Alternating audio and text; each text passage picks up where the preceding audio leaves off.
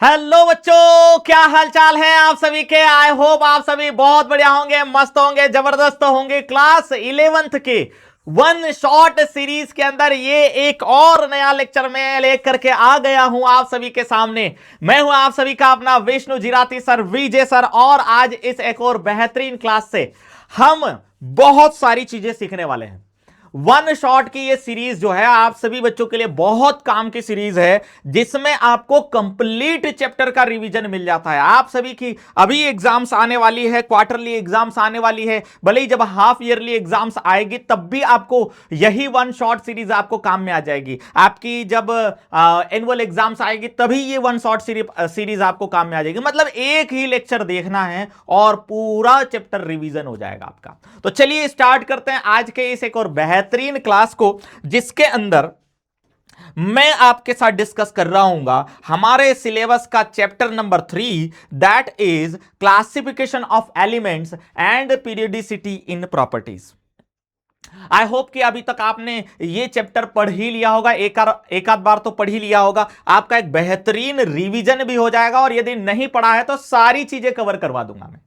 ये 2 घंटे की क्लास के अंदर आपको पूरा का पूरा चैप्टर कवर होता हुआ मिल जाएगा। क्या क्या पढ़ने वाले हैं मैं आपको बता दूं कि आज के इस लेक्चर के अंदर हम क्या क्या डिस्कस करने वाले हैं। वो सारे कॉन्सेप्ट जहां से एग्जाम में क्वेश्चन आएंगे, आपकी एग्जाम में जहां जहां से क्वेश्चन आ सकते हैं, वहां वहां के सारे कॉन्सेप्ट। देखो, सबसे पहले शुरुआत में आपको डॉबेराइनर्स ट्रायड्स और Newlands law of octaves important concept मिल जाते हैं। यहां से क्वेश्चन आता है और आपकी एग्जाम में आएगा, आप आराम से लिख दोगे। मैं ये करवाऊंगा आपको अभी। मेंडलीव्स पीरियोडिक टेबल और मॉडर्न पीरियोडिक टेबल कैसे कंस्ट्रक्ट हुई है, क्या उनके मेरिट्स हैं, क्या उनके डीमेरिट्स हैं, ये सब कुछ डिस्कस करेंगे। और ट्रेंड्स इन फिजिकल प्रॉपर्टीज को भी डिस्कस करेंगे। अलग अलग फिजिकल प्रॉपर्टीज की बातें करने वाले हम, सारी फिजिकल प्रॉपर्टीज लगभग डिस्कस करने वाले हैं।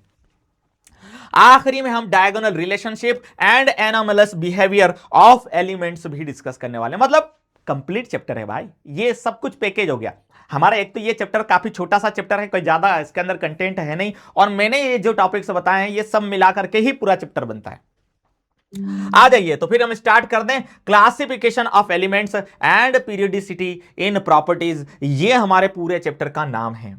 यदि हम इस चैप्टर की शुरुआत ही हम ऐसे करते हैं कि दो पिक्चर्स को देख रहे हैं हम, हमारे सामने एक ऐसी पिक्चर है जिसमें अलमारी के अंदर सारी की सारी जो बुक्स है बिल्कुल वेल ऑर्गेनाइज्ड है ना। कहां फिजिक्स की बुक, कहां केमिस्ट्री की बुक, कहां बायोलॉजी की बुक, सब कुछ आपको वेल ऑर्गेनाइज्ड दिख रहा है। एक पॉट बढ़िया सा रखा हुआ है, एक ग्लोब बढ़िया अरेंज्ड रखा हुआ है।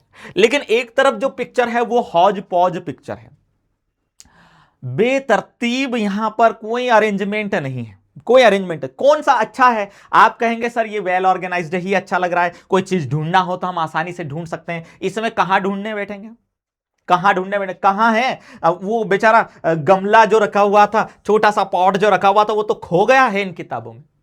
समझ रहे हो बात को? तो हमको एलिमेंट्स के लिए भी ऐसी ही बातें करनी है। एलिमेंट्स हमारे पास जितने भी हैं, आज तक जितने भी हमारे पास आ चुके हैं, उन सभी को भी हमको वेल ऑर्गेनाइज करना है, क्योंकि उनकी स्टडी करना है, उनकी प्रॉपर्टीज की हमको स्टडी करना है, तो उनको वेल ऑर्गेनाइज करना होगा। क्योंकि हर एलिमेंट एक अलग प्रॉपर्टी रखता है।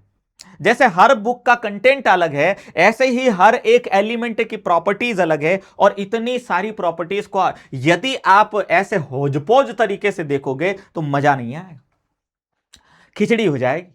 तो हम क्या कर सकते हैं? हम इनको वेल ऑर्गेनाइज्ड कर सकते हैं, मतलब ग्रुपिंग कर सकते हैं। ऐसे एलिमेंट्स के ग्रुप बना सकते हैं जिनकी प्रॉपर्टीज में सिमिलरिटीज होती हो। इसी प्रोसेस को हम क्या कहेंगे? अब क्लासिफिकेशन।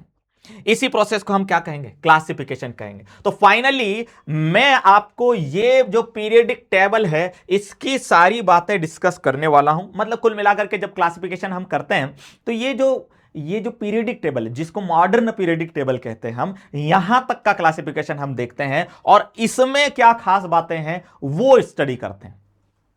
आइए तो यहां तक पहुंचे कैसे उसको डिस्कस करते हैं। यहां तक पहुंचे कैसे, उसके लिए सबसे पहले ट्रायल यदि किसी ने किया है तो वो है डॉबेराइनर्स ट्रायड। डॉबेराइनर ट्रायड। डॉबेराइनर ने बहुत बढ़िया क्लासिफिकेशन करने की कोशिश की, बहुत पहले ये कोशिश की थी जब इतने एलिमेंट्स ही अवेलेबल नहीं थे, करीब करीब 50 एलिमेंट्स अवेलेबल थे, तभी इन्होंने इस तरह का क्लासिफिकेशन करने की कोशिश की थी, और भी इससे कम 50 से भी कम एलिमेंट्स पर ही इन्होंने अपने क्लासिफिकेशन की प्रोसेस स्टार्ट की। इन्होंने जो क्लासिफिकेशन किया, डॉबेराइनर ने जो क्लासिफिकेशन किया है वो किया है on the basis of atomic masses. किसके बेस पर? एटॉमिक मास के बेस पर। उन्होंने कहा कि एलिमेंट्स को मैं 3-3 के पेयर्स में अरेंज करूंगा, जितने भी एलिमेंट्स अवेलेबल हैं उनको 3-3 के पेयर्स में हम अरेंज कर देंगे। ऐसे अरेंज करेंगे कि पहला एलिमेंट का एटॉमिक मास सबसे कम होगा, दूसरा एलिमेंट का एटॉमिक मास उससे ज्यादा, और तीसरे एलिमेंट का एटॉमिक मास सबसे ज्यादा होगा। ऐसे 3 एलिमेंट्स का पेयर बनाया। किसमें? Increasing order of atomic mass में। ऐसे उन्होंने 3-3 के पेयर बनाए, और इन्हीं 3 के पेयर को उसने एक ट्रायड नाम दिया। क्या नाम दिया? ट्रायड नाम दिया। इसी से हमारा ये जो रूल है, ये जो टॉपिक है, इसका नाम क्या बन गया? डॉबेराइनर्स ट्रायड्स। तो उन्होंने 3-3 के पेयर बनाने की कोशिश की। और कैसे कोशिश की उन्होंने ये कहा कि जब मैं इंक्रीजिंग एटॉमिक मास में 3 एलिमेंट्स को अरेंज करता हूं, और वो 3 एलिमेंट में वो वाले लूंगा जिनकी प्रॉपर्टीज में सिमिलरिटीज होगी। ऐसा कोई सा भी एलिमेंट उठा छुटा करके हम नहीं ले लेंगे, हम सिर्फ कौन सा लेंगे? वो एलिमेंट 3 लेंगे जिनकी प्रॉपर्टीज में सिमिलरिटीज होंगी। तो एक एग्जांपल मैं आपको यहां पर बताता हूं, या एक काम करता हूं, पहले इसकी डेफिनेशन लिखवा देता हूं कि आखिर कैसे अरेंजमेंट किया उन्होंने, कैसे अरेंजमेंट किया। यहां एक थ्योरी लिखी हुई है ऑलरेडी, लेकिन उसके अंदर वो बातें नहीं लिखी हुई, उसको भी मैं लिखवा देता हूं। Dobereiner's triads was first successfully attempt to classify elements on the basis of similar chemical properties. It was proposed by German chemist John Wolfgang Dobereiner नाम के साइंटिस्ट है। उन्होंने क्या किया जरा देखना। he arranged elements in he arranged 3 elements. He arranged 3 elements of similar properties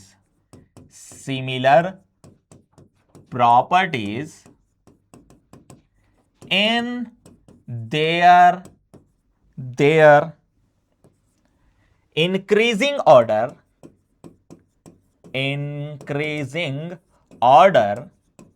of atomic mass। Atomic mass के increasing order में उनको क्या कर दिया? उन्होंने अरेंज कर दिया। और उन्होंने क्या किया जरा देखना, एक खास चीज और की इसके अंदर।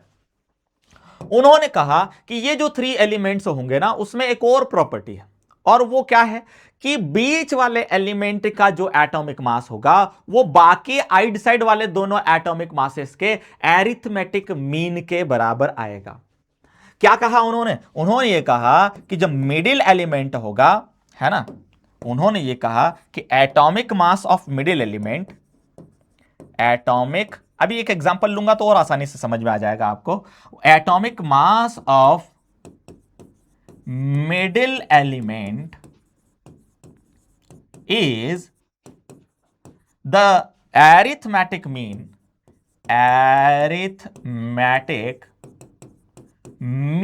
of other 2 elements। बाकी जो 2 एलिमेंट्स होंगे उनका एरिथमेटिक मीन निकालना होगा आपको। एक एग्जांपल से अब हम इस चीज को कंफर्म करते हैं। मैंने लिया एक एग्जांपल, मैंने कहा एक लिथियम एटम है, एलिमेंट है, एक सोडियम एलिमेंट है, एक पोटेशियम एलिमेंट है। हम इनके एटॉमिक मासेस जानते हैं, इसलिए हम यहां पर लिख सकते हैं कि सोडियम का जो एटॉमिक मास होता है 7 होता है, पोटेशियम का जो एटॉमिक मास होता है 39 होता है। तो ये वाली जो लाइन लिखी हमने, क्या लाइन लिखी कि the atomic mass of middle element is arithmetic mean of other 2 elements. Arithmetic mean कैसे निकालते हैं हम? इन दोनों का, इसका क्या एटॉमिक मास होगा हमको निकालना है, बीच वाले का एटॉमिक मास हमको निकालना है। तो कैसे निकालेंगे? एक्स यदि आपको निकालना है, मतलब मिडिल एलिमेंट का यदि एटॉमिक मास आपको निकालना है, तो हम कैसे निकालेंगे? दोनों बाकी एलिमेंट्स के एटॉमिक मास को जोड़ देंगे और उसको 2 से डिवाइड कर देंगे। इसी को हम अरिथमेटिक मीन या एवरेज निकालना कहते हैं। तो एवरेज निकाल लेंगे हम, ये वैल्यू कितनी हो जाएगी 46 divided by 2 that is equal to 23। तो सोडियम का जो मास होता है वो एक्चुअल में 23 होता है। तो उन्होंने ऐसे 3 एलिमेंट्स के पेयर्स बनाए और उन्होंने कहा कि इन तीनों एलिमेंट्स की प्रॉपर्टी सिमिलर होगी और उनके जो एटॉमिक मास होंगे उनका भी कुछ इस तरह का अरेंजमेंट होगा कि बीच वाले एलिमेंट का एटॉमिक मास बाकी 2 एलिमेंट्स के एटॉमिक मासेस का अरिथमेटिक मीन होगा। लेकिन उन्होंने ऐसे जो ट्रायड्स बनाए थे बहुत ज्यादा नहीं बना पाए, वो उन्होंने तुक्का तो मारा, अच्छा मारा। एक अच्छी बात कही उन्होंने कि इंक्रीजिंग एटॉमिक मास में अरेंज करेंगे, एक आइडिया जरूर दिया जो अगले लोगों ने इसको एक्सेप्ट कर लिया। मैं अगले व्यक्ति के पास ले चलता हूं आपको जिन्होंने इस चीज को एक्सेप्ट किया, एटॉमिक मास के इंक्रीजिंग ऑर्डर को, और वो कौन है? न्यूलैंड साहब है। Newlands law of octaves. यदि आपको एग्जाम में डॉबेराइनर्स ट्रायड आता है तो उतना जितना मैंने आपको एक्सप्लेन किया इतना ही लिखना है उसके अंदर। न्यूलैंड्स लॉ ऑफ ऑक्टेव्स आता है तो उसको कैसे यहां पर समझते हैं हम, जरा देखिए। अब न्यूलैंड साहब आए, ये भी जब एक्सप्लेनेशन दे रहे थे, जब अपना क्लासिफिकेशन बता रहे थे, तब भी इतने सारे एलिमेंट्स नहीं थे जितने अभी हैं हमारे पास। अभी हमारे पास टोटल 118 एलिमेंट्स हैं जिनको हमको क्लासिफाई करना है। लेकिन जब इन्होंने ये लॉ दिया था तब इतने एलिमेंट्स अवेलेबल नहीं थे, तब उन्होंने ये लॉ बनाया था। Newlands law of octaves was proposed in 1865 by the English chemist John Alexander Reina Newlands नाम है उनका। He attempted the classification of elements, classify the known elements by the arranging them in the order of increasing atomic masses। ये देखो, ये वाली बात उन्होंने accept कर ली, इंक्रीजिंग एटॉमिक मास के ऑर्डर में हमको अरेंज करना है, जो कि डॉबेराइनर ने बताया था कि इंक्रीजिंग एटॉमिक मास में अरेंज करना है हमको एलिमेंट्स को। तो वो करने लग गए। क्या कहा उन्होंने?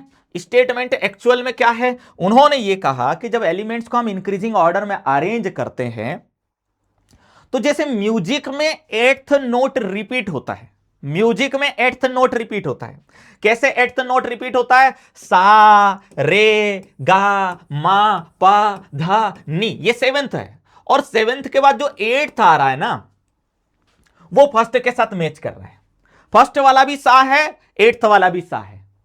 यदि आप यहां से फर्स्ट शुरू करोगे तो फिर से रे आएगा 8th नंबर पर, समझ रहे हो? जैसे म्यूजिकल नोट्स में 8th नंबर पर सेम नोट रिपीट होता है, सिमिलरली यदि एलिमेंट्स को इंक्रीजिंग ऑर्डर में हम अरेंज करेंगे तो 8th नंबर पर जो एलिमेंट आएगा उसकी प्रॉपर्टीज फर्स्ट वाले एलिमेंट के साथ मैच करेगी। ये न्यूलैंड ने कहा, है ना? इस तरह से हम अरेंज करके देख सकते हैं। चलो अरेंज करके देखते हैं। एग्जांपल ले लेता हूं मैं। उस समय हीलियम हाइड्रोजन नहीं थे।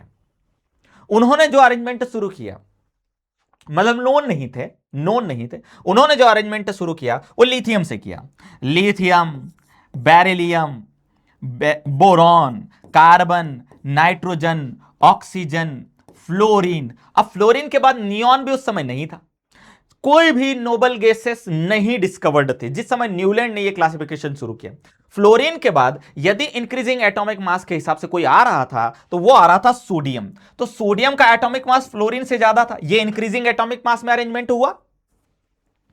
भाई सबसे पहली बात तो ये है कि हम एलिमेंट्स को क्या करेंगे, when elements are arranged in the order of their increasing atomic masses, elements को हम इंक्रीजिंग ऑर्डर में अरेंज करेंगे। सबसे कम मास उसका होगा, उससे ज्यादा इसका, ज्यादा ज्यादा ज्यादा ज्यादा ज्यादा ऐसे अरेंज करेंगे। तो जो 8th नंबर पर एलिमेंट आएगा, जैसे ये आ गया है सोडियम, 8th नंबर पर जो एलिमेंट आएगा उसकी प्रॉपर्टीज फर्स्ट वाले एलिमेंट के साथ मैच करेगी। तो हम यहां न रखते हुए इस सोडियम को यहां फर्स्ट वाले के साथ रखेंगे। ये किया किसने? न्यूलैंड ने। ऐसा करते चले गए, इंक्रीजिंग ऑर्डर में जमाते चले गए और 8th नंबर वाले को फर्स्ट वाले के साथ रखते चले गए। सोडियम के बाद आ जाता है मैग्नीशियम, मैग्नीशियम के बाद आ जाता है aluminium, silicon, phosphorus, sulphur, fluorine के बाद क्लोरीन, और क्लोरीन के बाद, क्योंकि अभी तो हमको पता है कि एटॉमिक नंबर 17 के बाद 18 आर्गन आता है, लेकिन तब तो आर्गन नहीं था, आर्गन तो एग्जिस्ट ही नहीं करता था उस समय, है ना? पता नहीं था किसी को, आर्गन होता तो था लेकिन किसी को पता नहीं था कि नोबल गैसेस होती भी है। तो आर्गन के बाद सीधा कौन आ गया? आर्गन के बाद सीधा पोटेशियम आ गया, और पोटेशियम को उन्होंने यहां पर रख दिया। पोटेशियम के बाद कैल्शियम, बस यहीं तक फुल स्टॉप लग गया उनका।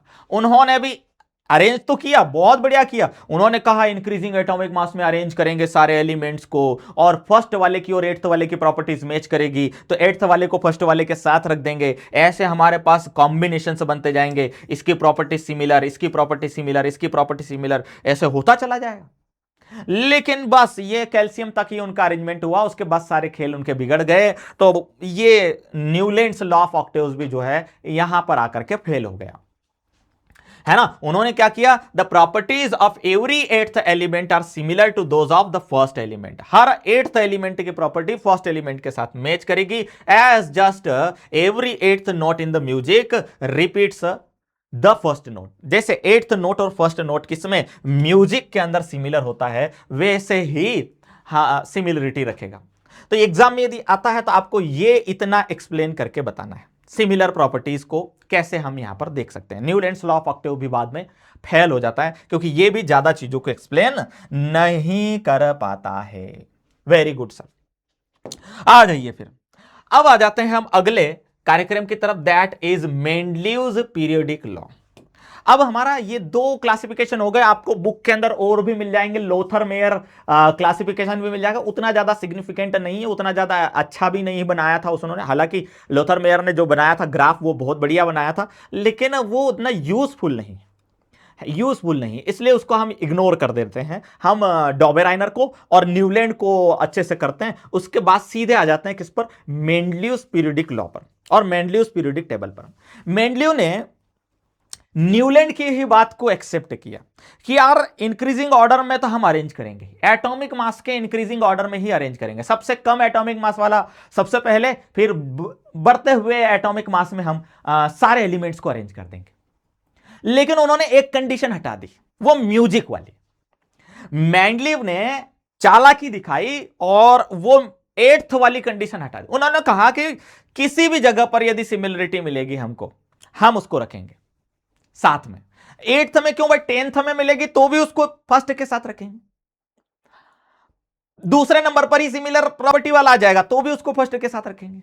सिमिलर प्रॉपर्टी वाला आना चाहिए भाई, कोई नंबर का कोई बाउंडेशन नहीं रखा उन्होंने। मेंडलीव ने ये काम कर दिया। मेंडलीव ने भी एटॉमिक मास के इंक्रीजिंग ऑर्डर में ही एलिमेंट्स को अरेंज किया और एक बढ़िया सी टेबल बना दी, जिसको हम मेंडलीव्स पीरियोडिक टेबल कहते हैं।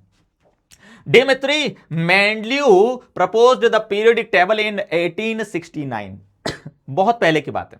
He arranged the known elements in order of their increasing atomic masses. उन्होंने भी increasing atomic mass में उनको अरेंज किया and grouped together elements with similar chemical properties. Similar chemical properties के elements को grouping कर दिया, ग्रुप कर दिया। उन्होंने क्या कहा कि जैसे जैसे हम एलिमेंट्स को इंक्रीजिंग ऑर्डर में अरेंज करेंगे, सिमिलर प्रॉपर्टीज रिपीट होगी। तो एक लॉ बना दिया जिसको हम क्या कहते हैं? पीरियोडिक लॉ कहते हैं। और मेंडलीव का जो पीरियोडिक लॉ है वो क्या है? वो ये है कि व्हेन एलिमेंट्स, या ये तो हमने ऊपर लिख दिया, इसको हटा देता हूं, ऐसा लिख देता हूं कि elements are periodic function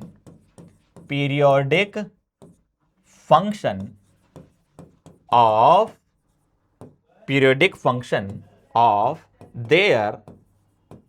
their physical and chemical properties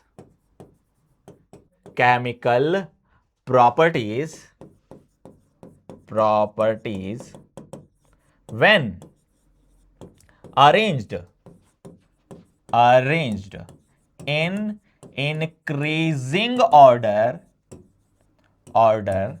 of their atomic masses. जब एटॉमिक मासेस के इंक्रीजिंग ऑर्डर में हम एलिमेंट्स को अरेंज करते हैं तो उनके प्रॉपर्टीज जो होती है, फिजिकल और केमिकल प्रॉपर्टीज, उनमें पीरियोडिक फंक्शन होता है। पीरियोडिक फंक्शन मतलब एक सर्टेन इंटरवल के बाद सेम प्रॉपर्टीज वाले एलिमेंट का रिपीटिशन होता है।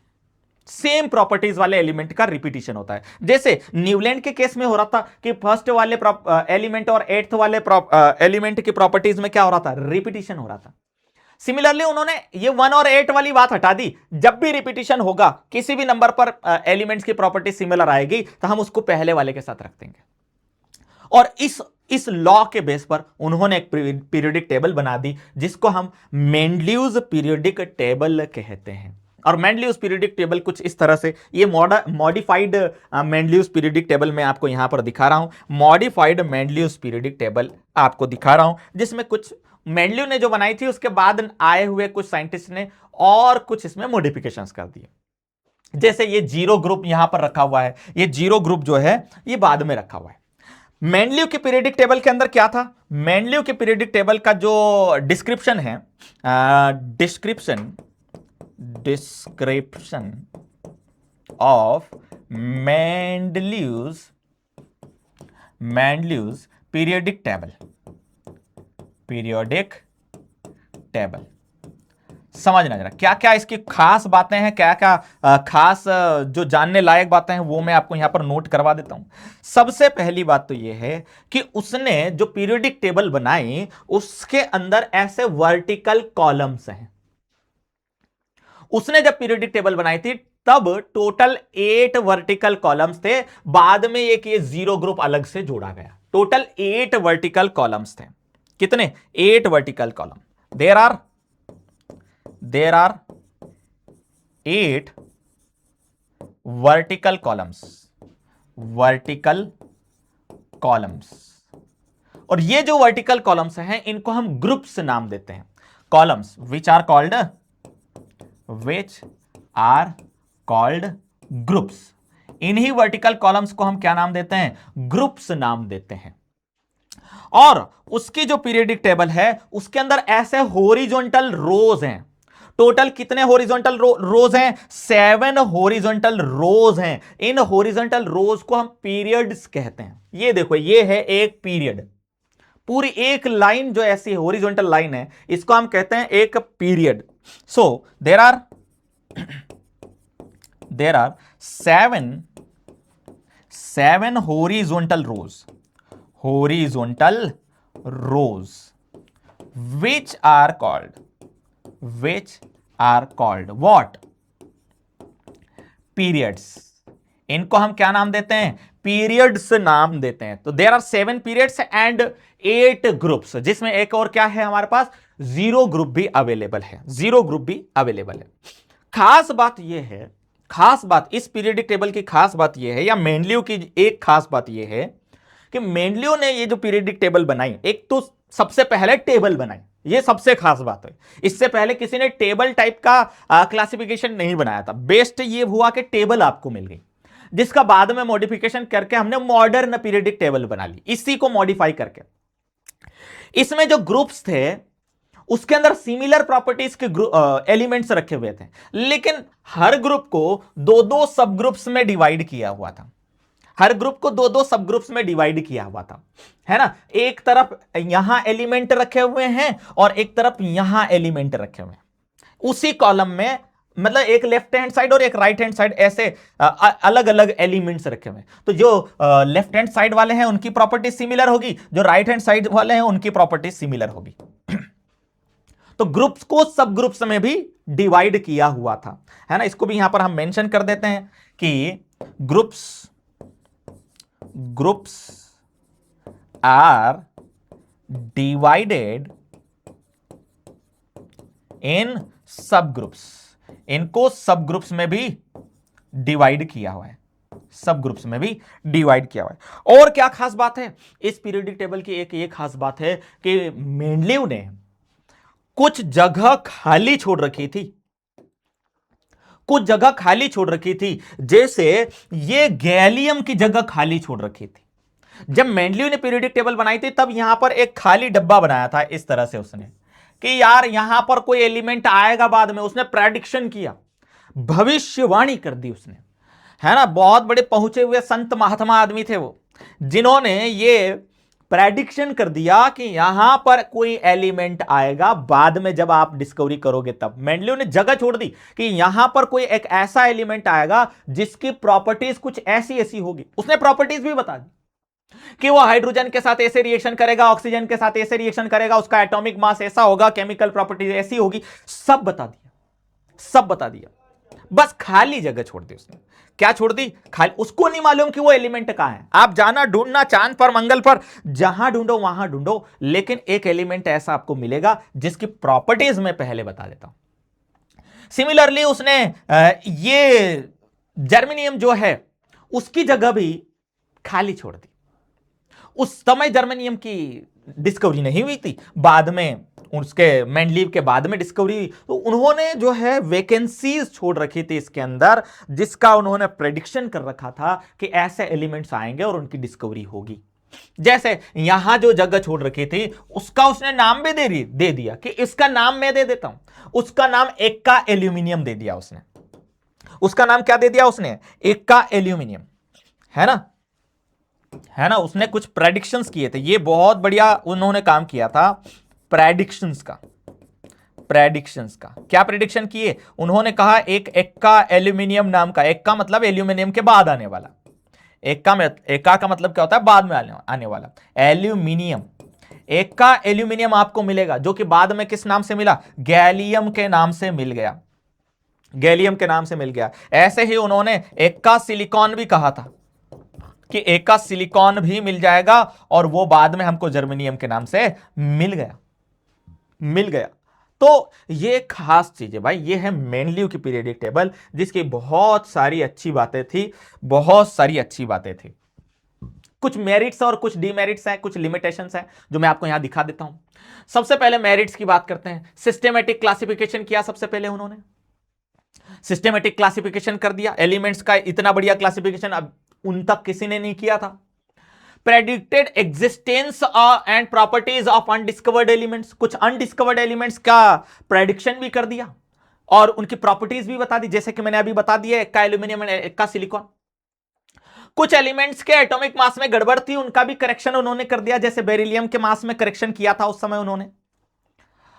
और ये जो पीरियोडिक टेबल बनी वही मॉडर्न पीरियोडिक टेबल का बेसिस बन गई, कि इसी पीरियोडिक टेबल को फिर हमने बेस बनाकर आज की जो मॉडर्न पीरियोडिक टेबल है उसको बना दिया।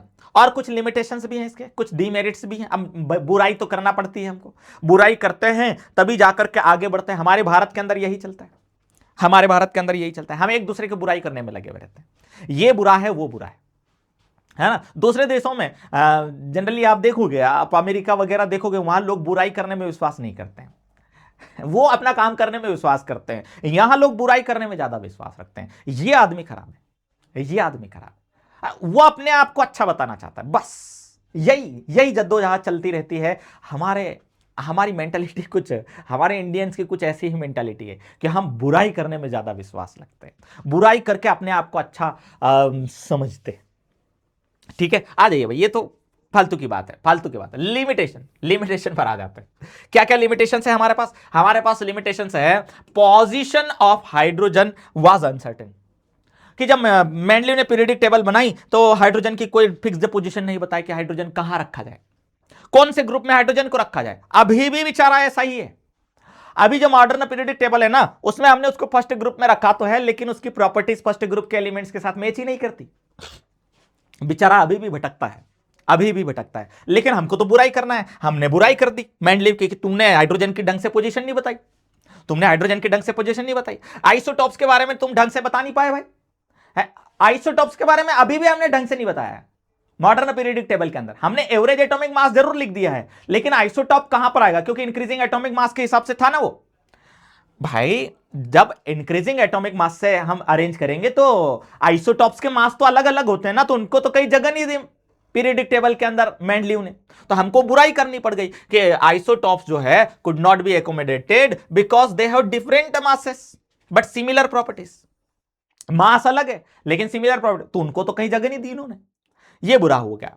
सम elements had to be placed out of mass order, कुछ एलिमेंट्स ऐसे हैं जैसे कोबाल्ट और निकल का ऑर्डर है, इनके आउट ऑफ मास ऑर्डर भी कर दिए प्रॉपर्टी सिमिलर मैच करने के लिए। उन्होंने रिस्क भी ले लिया कि यार जो लॉ कह रहा है वो तो कह रहा है कि इंक्रीजिंग एटॉमिक मास रखो, सीधी बात यह है एलिमेंट्स विद सिमिलर प्रॉपर्टीज को एक साथ रखो, एटॉमिक मास बढ़े बढ़े नहीं तो 56 बार ना बढ़े, सिमिलर प्रॉपर्टीज वाले एलिमेंट्स एक साथ रख दो, काम हो जाएगा हमारा और हमारी टेबल बन जाएगा। और उन्होंने अच्छा किया, अच्छा किया।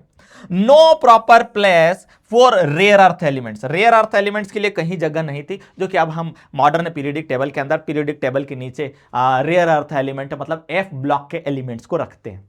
आ जाइए उसी की तरफ चल रहे हैं, अब हम मॉडर्न पीरियोडिक टेबल की तरफ ही बढ़ रहे हैं कि मॉडर्न पीरियोडिक टेबल क्या है। ये रही मॉडर्न पीरियोडिक टेबल, ये रही मॉडर्न पीरियोडिक टेबल, बढ़िया टेबल है।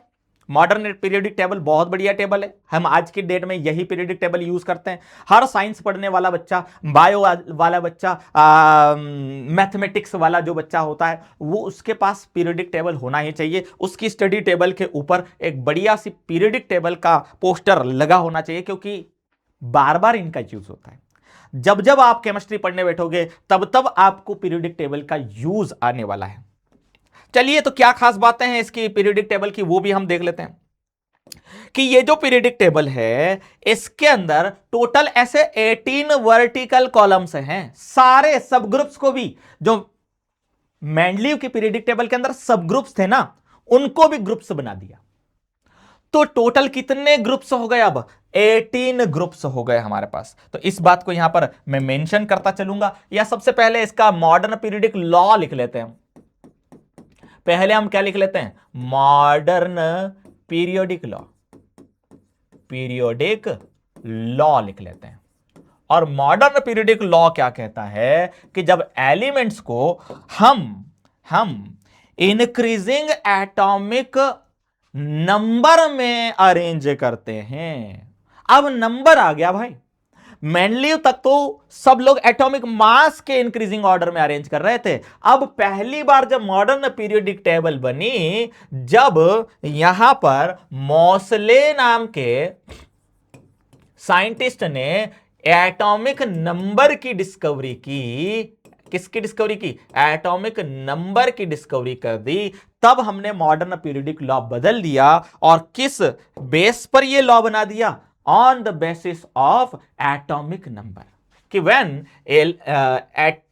लिख देता हूं मैं इस चीज को, when elements are arranged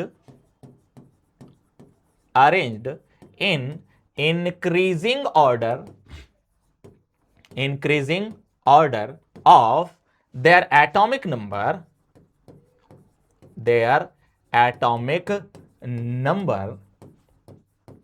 the properties of elements are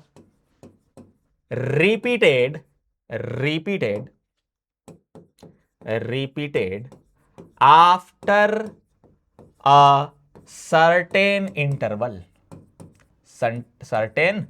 interval, कुछ अब ये फिक्स नहीं है। यहां पर भी कुछ फिक्स नहीं है कि कितने इंटरवल के बाद प्रॉपर्टीज रिपीट होगी। कभी 2 एलिमेंट्स के बाद भी हो सकती है, कभी 8 एलिमेंट्स के बाद भी हो सकती है, कभी 18 एलिमेंट्स के बाद भी हो सकती है, ऐसा कुछ भी हो सकता है, 32 एलिमेंट्स के बाद भी हो सकती है। तो ये लॉ ये कहता है कि physical and chemical properties of elements are periodic function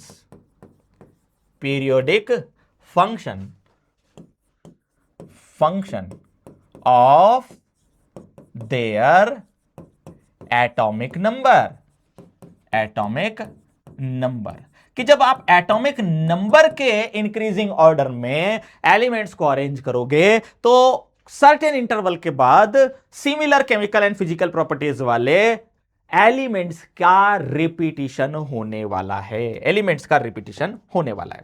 अब यहां पर हम डिस्क्रिप्शन की बात करते हैं, किसका डिस्क्रिप्शन, मॉडर्न पीरियोडिक टेबल का डिस्क्रिप्शन, कि क्या खास बातें हैं मॉडर्न पीरियोडिक टेबल की। सबसे खास बात यह है कि इसके अंदर there are 18 vertical lines called groups, there are 18 vertical columns called groups. तो देयर आर 18 ग्रुप्स, कितने ग्रुप्स हो गए, 18 ग्रुप्स हो गए सीधे सीधे। दूसरा देखना, इसमें हॉरिजॉन्टल रोज उतनी ही है जितनी मेंडलियस पीरियोडिक टेबल के अंदर थी। There are 7 horizontal rows called, जिनको हम क्या कहते हैं, पीरियड्स कहते हैं। तो कितने पीरियड्स होते हैं मॉडर्न पीरियोडिक टेबल के अंदर, 7 पीरियड्स हैं। 7 पीरियड्स हैं। इन 7 पीरियड्स के अंदर अलग अलग एलिमेंट्स आपको देखने को मिलेंगे। फर्स्ट पीरियड जो है इसको हम शॉर्टेस्ट पीरियड कहते हैं। क्यों कहते हैं, क्योंकि इसमें ओनली 2 एलिमेंट्स है। कितने एलिमेंट्स हैं इसके अंदर, ओनली 2 एलिमेंट्स हैं। दिखाता हूं मैं, ये जरा देखिए, ये ऊपर एक हाइड्रोजन और एक हीलियम, 2 ही एलिमेंट हैं पूरे एक पीरियड के अंदर। तो ये सबसे शॉर्टेस्ट हो गया। इसके बाद जो सेकेंड एंड थर्ड पीरियड है, उनको हम शॉर्ट पीरियड्स कहते हैं। क्यों कहते हैं इनको, क्योंकि इनमें 8 एलिमेंट्स हैं, 8 एलिमेंट्स ईच। किसके अंदर, सेकंड पीरियड में भी 8 एलिमेंट्स हैं और थर्ड पीरियड में भी 8 एलिमेंट्स हैं। दिखाऊं क्या, दिखा दीजिए सर, बिल्कुल दिखा दीजिए। ये देखिए, ये है सेकंड पीरियड जिसके अंदर टोटल कितने एलिमेंट्स हो रहे हैं, 8, 2 उधर है 6 इधर है, टोटल 8 एलिमेंट्स हो गए। ऐसे ही थर्ड पीरियड देखिए, ये सोडियम वाला, इसमें भी 2 उधर है 6 इधर है, टोटल कितने हो गए, 8 एलिमेंट्स। तो 8 एलिमेंट्स ईच होते हैं। ऐसे ही मैं अगले जो हमारे पास पीरियड्स हैं उनकी भी कहानी लिख देता हूं। थर्ड के बाद आ जाता है फोर्थ एंड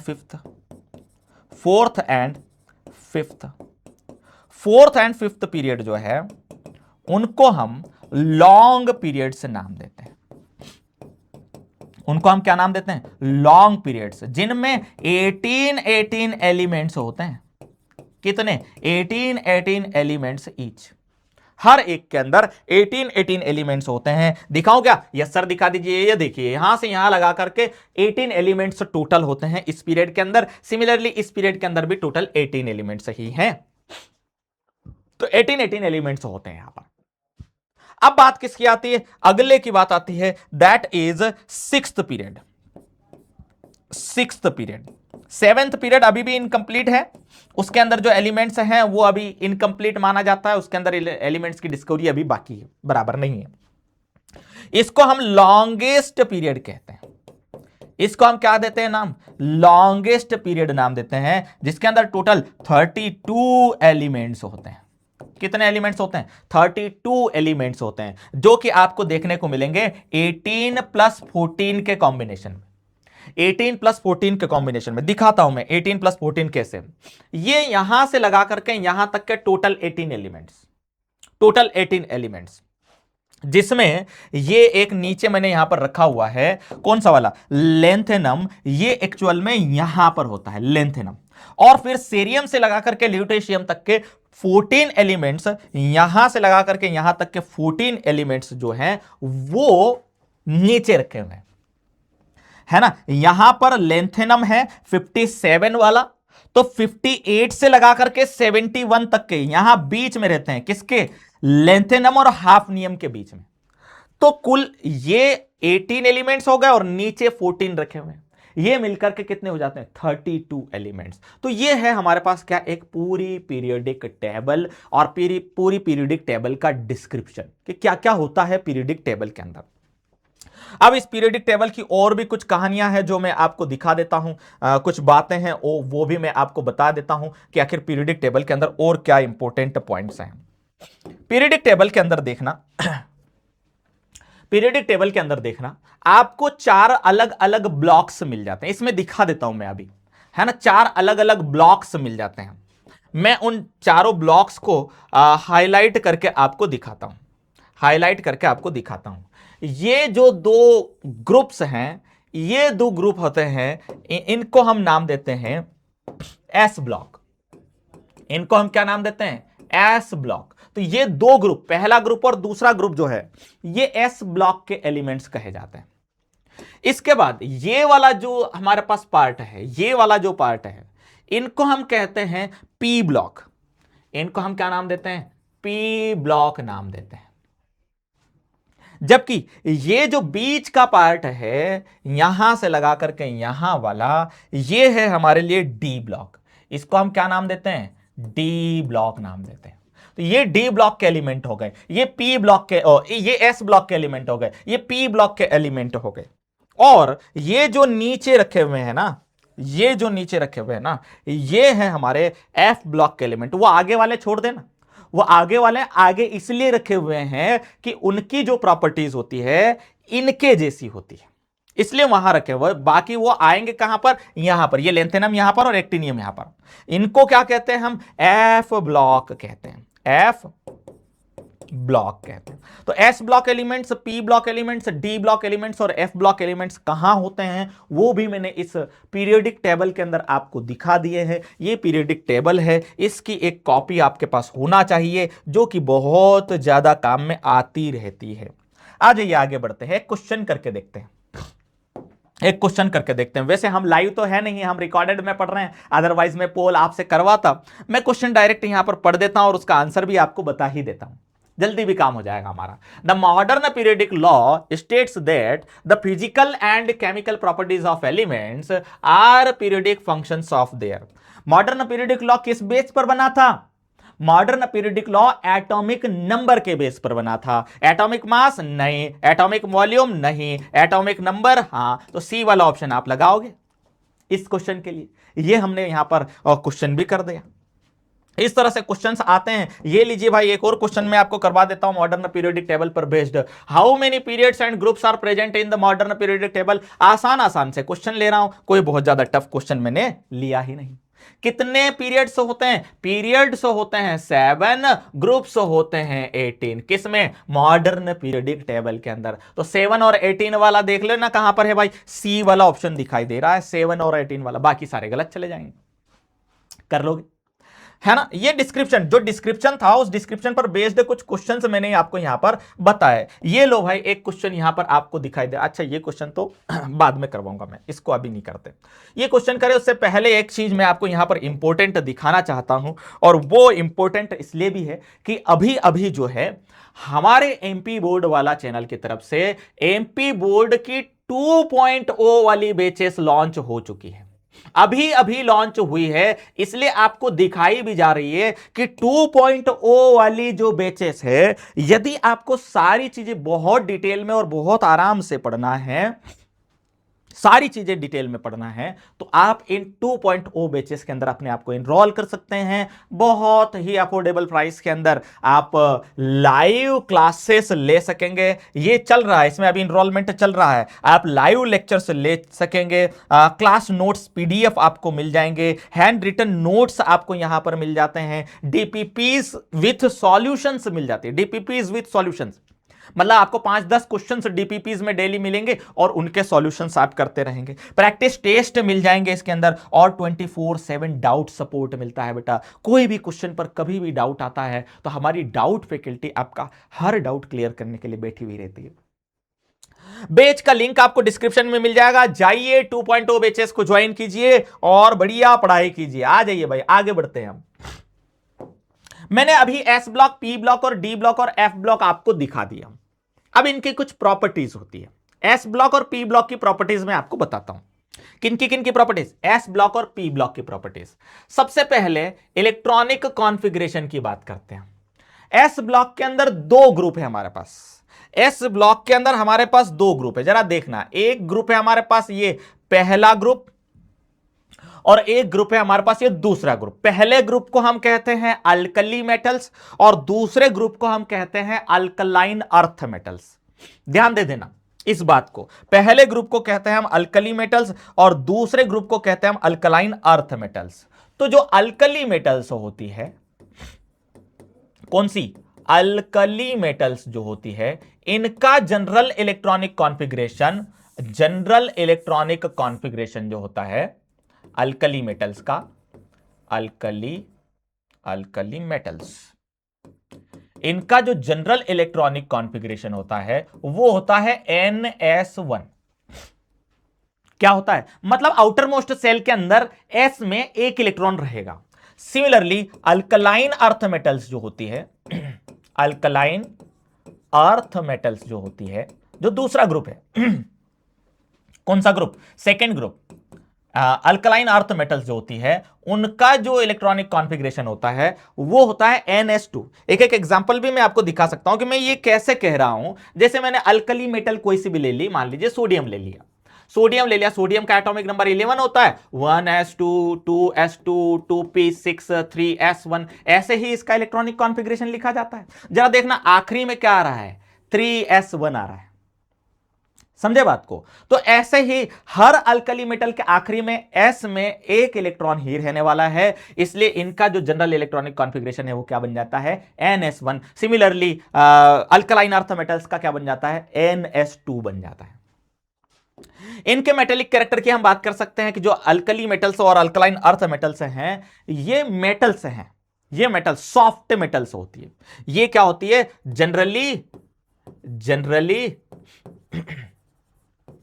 सॉफ्ट मेटल्स होती है, सॉफ्ट मेटल्स होती है। ट्रांजिशन मेटल्स की जैसे हार्ड मेटल्स नहीं होते, सॉफ्ट मेटल्स होती है। Can be cut by knife, can be cut by knife, हम चाकू से काट सकते हैं इसको, चाकू से इसको काट सकते हैं। और जब किसी ग्रुप में ऊपर से नीचे आप जाते हो, है ना, on moving down the group, moving down the group metallic character increases, metallic character increases. मतलब किसी ग्रुप में, जैसे मैं पहला ग्रुप ले लेता हूं, लिथियम है, सोडियम है, पोटेशियम है, रुबिडियम है, सीजियम है। जैसे जैसे ग्रुप में नीचे बढ़ते हैं हम, मेटेलिक कैरेक्टर बढ़ता चला जाता है, मेटेलिक कैरेक्टर क्या होता है, बढ़ता चला जाता है। तो ये एग्जांपल भी हम यहां पर मेंशन कर सकते हैं कि लिथियम कम मेटेलिक है, सोडियम उससे ज्यादा मेटेलिक है, पोटेशियम उससे ज्यादा मेटेलिक है, रुबिडियम उससे ज्यादा मेटेलिक है, सीजियम उससे ज्यादा मेटेलिक है। ऐसे हम इसका ऑर्डर भी लिख सकते हैं। किसी भी ग्रुप में ऊपर से नीचे हम चलते हैं, मेटेलिक नेचर बढ़ता है, मेटेलिक नेचर बढ़ता है। आ जाइए आयोनाइजेशन एंथैल्पीज की बातें करते हैं। किसकी आयोनाइजेशन एंथैल्पीज, इन्हीं एस ब्लॉक एलिमेंट्स के आयोनाइजेशन एंथैल्पीज की बातें करते हैं। अब आयोनाइजेशन एंथैल्पी अभी हम थोड़ी देर में पढ़ने वाले हैं, डिटेल में पढ़ेंगे कि आयोनाइजेशन एंथैल्पी होता क्या है। आयोनाइजेशन एंथैल्पी होता है किसी एक आइसोलेटेड गैसेस एटम से, एक नहीं, 1 मोल आइसोलेटेड गैसेस एटम से एक एक इलेक्ट्रॉन निकालने के लिए जितनी एनर्जी हमको सप्लाई करनी पड़ती है। एक एटम की बात करता हूं मैंने एक एटम लिया, उसका आउटर मोस्ट सेल है, उसमें एक इलेक्ट्रॉन है, इस एक इलेक्ट्रॉन को निकालने के लिए हमको कुछ एनर्जी देनी पड़ती है। तो ऐसे ही 1 मोल एटम्स में से एक एक इलेक्ट्रॉन निकालने के लिए जितनी एनर्जी देनी पड़ती है उसको हम कहते हैं क्या, आयोनाइजेशन एंथैल्पी। अभी इसको थोड़ी देर में हम डिटेल में पढ़ने वाले हैं, लेकिन जैसे जैसे किसी ग्रुप में आप ऊपर से नीचे बढ़ते हो, साइज बढ़ता है, और साइज बढ़ता है तो आयोनाइजेशन एंथैल्पीज की वैल्यूज कम होती है ना। On moving down the group, moving down the group ionization enthalpy decreases, कम होती है। मतलब यदि मैं फर्स्ट ग्रुप की बात करता हूं या सेकंड ग्रुप का एग्जांपल ले लेता हूं यहां पर, है ना, सेकंड ग्रुप का एग्जांपल ले लेता हूं, बेकार मैंगो के सिर बारा, है ना। ये जो एलिमेंट्स होते हैं उनको ग्रुप्स में हम लिखते हैं और ग्रुप्स को न्यूमेरिक्स से हम याद भी करते हैं। अलग अलग न्यूमेरिक्स हम लगाते हैं, आपने कभी पढ़े होंगे और उनको याद करते हैं। आप भी कर लेना, कोई ऐसी खास बात नहीं है, इसलिए मैं उस पर ज्यादा आपका टाइम वेस्ट नहीं करके काम की चीजों पर आपका टाइम ले जा रहा हूं कि कहां कहां हम बातें कर सकते हैं। तो जैसे जैसे आप डाउन द ग्रुप बढ़ते जाते हो, साइज बढ़ता है, और साइज बढ़ता है तो आयोनाइजेशन एंथैल्पीज क्या होती है, कम होती चली जाती है ना। मैं न्यूमेरिक्स की बात यहां पर आ गई है तो मैं आपको दिखा देता हूं। जैसे कोई भी ग्रुप जो होता है ना, उसके एलिमेंट्स को हमको याद करना होता है। तो मैंने जैसे यहां पर ये बेकार मैंगो के सिर 12 ऐसा कह दिया, है ना। इसको आप ह ली ना के रूबी कैसे फरार ऐसे याद कर सकते हो, है ना। इसको कैसी जिए सनम पिया भी ना ऐसे याद कर सकते हैं। इसको नाना पाटेकर ऐश्वर्या सब बीमार ऐसे याद कर सकते हैं। इसको आउटसाइड से टीपो ऐसे याद कर सकते हैं। इसको हेनी अक्रीजेरे ऐसे याद कर सकते हैं। तो एलिमेंट्स को न्यूमेरिक्स बना करके हम याद करते हैं। इसको हम न्यूमेरिक्स बना करके याद करते हैं। इसको मंतकरे पढ़ता हूं मैं, मंतकरे, है ना। इस तरह से हम याद कर सकते हैं। क्या कर सकते हैं, ये इनको न्यूमेरिक्स कहते हैं, न्यूमेरिक्स कहते हैं। इन पर ज्यादा टाइम वेस्ट नहीं करेंगे, हम काम की चीजों पर आते हैं।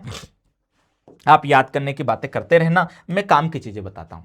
आगे बढ़ते हैं। इलेक्ट्रोपॉजिटिव नेचर, इलेक्ट्रोपॉजिटिव नेचर किसी भी ग्रुप में ऊपर से नीचे चलते हैं, इलेक्ट्रोपॉजिटिव नेचर बढ़ता है ना। इलेक्ट्रोपॉजिटिव नेचर बढ़ता है on moving down the group electropositive nature, electropositive nature increases. More electro positive जो है एलिमेंट्स आपको देखने को मिलते हैं, मोर इलेक्ट्रोपॉजिटिव एलिमेंट्स आपको देखने को मिलते हैं। जैसे मैं लिथियम वाले ग्रुप की बात करता हूं, पहले ग्रुप की बात करता हूं, मैंने ले लिया lithium, sodium, potassium, rubidium, caesium, ये सारे ले लिए। हम क्या कहेंगे कि जैसे जैसे आप डाउन द ग्रुप बढ़ते हो, इलेक्ट्रोपॉजिटिव नेचर बढ़ता है। सबसे ज्यादा, सब पूरी पीरियोडिक टेबल के अंदर, है ना, इसी ग्रुप के अंदर नहीं कह रहा हूं मैं, पूरी पीरियोडिक टेबल के अंदर सीजियम सबसे ज्यादा इलेक्ट्रोपॉजिटिव होता है। कौन, caesium is most electropositive element. सबसे ज्यादा इलेक्ट्रोपॉजिटिव यदि कोई है तो यही है हमारे पास, कौन सा, सीजियम। अब मैं बात करता हूं ऑक्सीडेशन स्टेट्स की। ऑक्सीडेशन स्टेट क्या होती है जरा समझना पहले। कोई भी एटम जब इलेक्ट्रॉन्स को छोड़ता है तो वो इस तरह से आयन में कन्वर्ट हो जाता है, या फिर कोई भी एटम इलेक्ट्रॉन को गेन करता है तो वो इस तरह से आयन में कन्वर्ट हो जाता है। किस में कन्वर्ट हो जाता है, आयन में कन्वर्ट हो जाता है। इलेक्ट्रॉन को लॉस करने से या इलेक्ट्रॉन को गेन करने से। तो उसके ऊपर जितना चार्ज प्रेजेंट होता है ना, जैसे सोडियम के ऊपर 1 पॉजिटिव चार्ज प्रेजेंट है तो ये इसकी ऑक्सीडेशन स्टेट हो गई सोडियम की। क्लोरीन के ऊपर जैसे -1 चार्ज प्रेजेंट है तो क्लोरीन की ऑक्सीडेशन स्टेट क्या हो जाएगी, -1। तो ऑक्सीडेशन स्टेट और कुछ नहीं है, चार्ज जितना होता है उसी को हम ऑक्सीडेशन स्टेट कहते हैं। जैसे मैंने O2 माइनस लिखा यदि, तो ऑक्सीडेशन स्टेट कितनी हो गई, -2। जैसे मैंने कैल्शियम 2 पॉजिटिव लिखा तो ऑक्सीडेशन स्टेट कितनी हो गई, +2। यदि किसी के ऊपर कुछ नहीं है, जैसे कि मैंने मान लीजिए यहां पर ये ले लिया, हीलियम ले लिया, इसके ऊपर कोई चार्ज नहीं है तो ऑक्सीडेशन स्टेट कितनी कही जाएगी, 0। तो ऑक्सीडेशन स्टेट कुछ नहीं होता है, चार्ज होता है present on an ion. Ion के ऊपर जो चार्ज है उसी को ऑक्सीडेशन स्टेट कहते हैं। यहां पर ऑक्सीडेशन स्टेट की बात चल रही है एस ब्लॉक एलिमेंट्स में, तो अल्कली मेटल्स जो होती है उन पर हमेशा +1 चार्ज होता है, और जो अल्कलाइन अर्थ मेटल्स होती है, अल्कलाइन अर्थ मेटल्स जो होती है उन पर हमेशा +2 चार्ज होता है। उन पर हमेशा कौन सा चार्ज होता है, +2 चार्ज होता है। तो ये है आपके पास ऑक्सीडेशन स्टेट्स। रिएक्टिविटी की भी बात करते हैं हम, रिएक्टिविटी भी बढ़ती है डाउन द ग्रुप, जैसे जैसे हम जाते हैं रिएक्टिविटी बढ़ती चली जाती है। On moving down the group, moving down the group reactivity increases, reactivity बढ़ती है, रिएक्टिविटी बढ़ती चली जाती है। ऐसे ही रिड्यूसिंग नेचर की बात कर सकते हैं हम। रिड्यूसिंग नेचर क्या होता है? रिड्यूसिंग नेचर होता है इलेक्ट्रॉन छोड़ देना, है ना, इलेक्ट्रॉन छोड़, मतलब देखो दो चीजें होती है, आपने पहले भी कभी समझी होगी, एक होता है ऑक्सीडेशन और एक होता है रिडक्शन।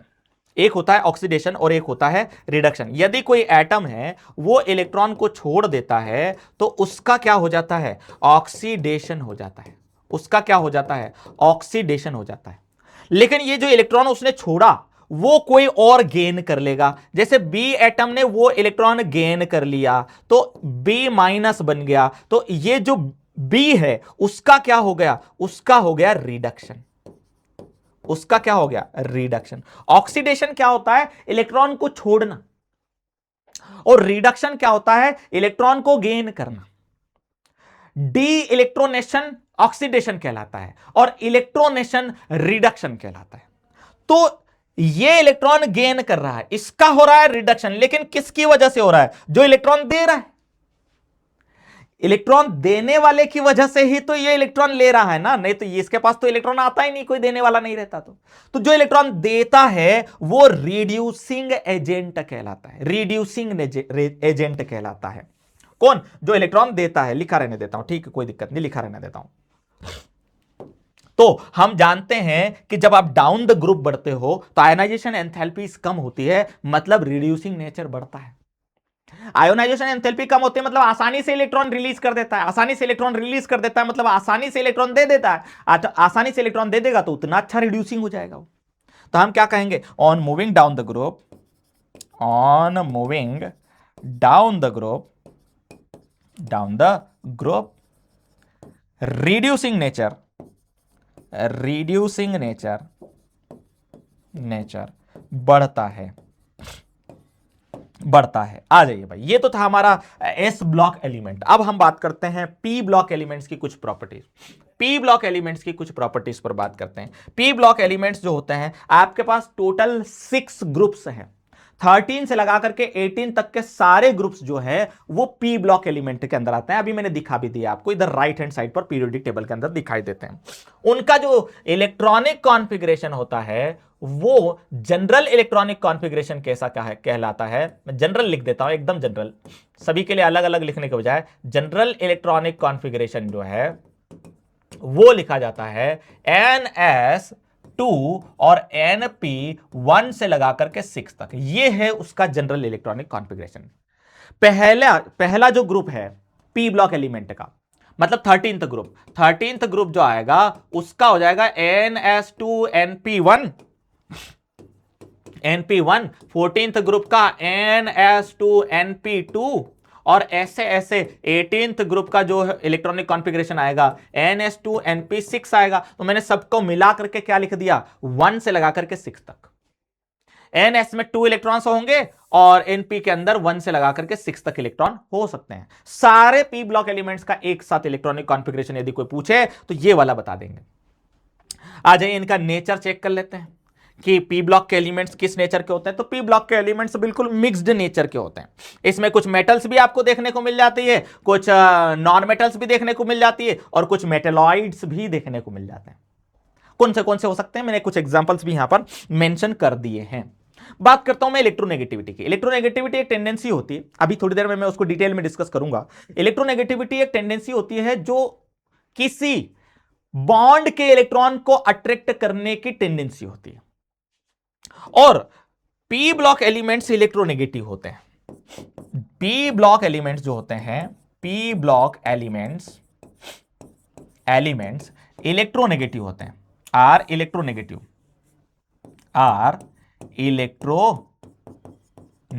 एलिमेंट्स, नेगेटिव एलिमेंट्स होते हैं,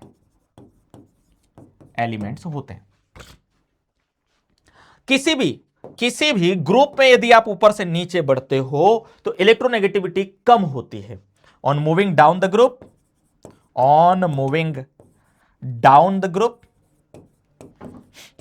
group, electronegativity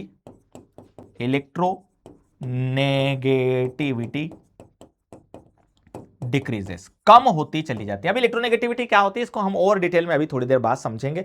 electronegativity down the group जाते हैं तो कम होते हैं। मैं सबसे ज्यादा इलेक्ट्रोनेगेटिव की ही बात कर लेता हूं। 17th ग्रुप, पूरे पीरियोडिक टेबल के अंदर 17th ग्रुप जो होता है वो सबसे ज्यादा इलेक्ट्रोनेगेटिव एलिमेंट्स रखता है। फ्लोरीन सबसे ज्यादा इलेक्ट्रोनेगेटिव होता है, उससे कम क्लोरीन, उससे कम ब्रोमीन, आयोडीन उससे कम। मतलब 17th ग्रुप के एलिमेंट अपने अपने पीरियड में सबसे ज्यादा इलेक्ट्रोनेगेटिव एलिमेंट होते हैं। क्या बात समझ में आ रही है? और मोस्ट इलेक्ट्रोनेगेटिव एलिमेंट ये फ्लोरीन ही होता है, ये फ्लोरीन ही होता है। Fluorine is most electronegative element,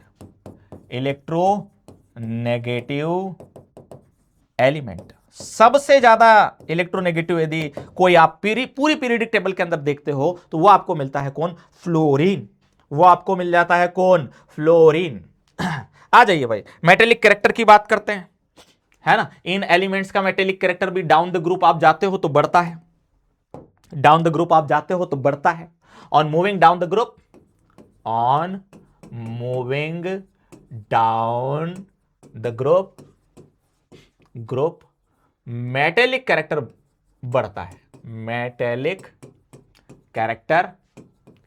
character increases, metallic character बढ़ता चला जाता है। जैसे मैं कोई एग्जांपल ले लेता हूं, बोरॉन वाले ग्रुप का ले लेता हूं। Boron, aluminium, gallium, indium, thallium, ये रहेगा हमारे पास क्या? मेटेलिक कैरेक्टर का नेचर।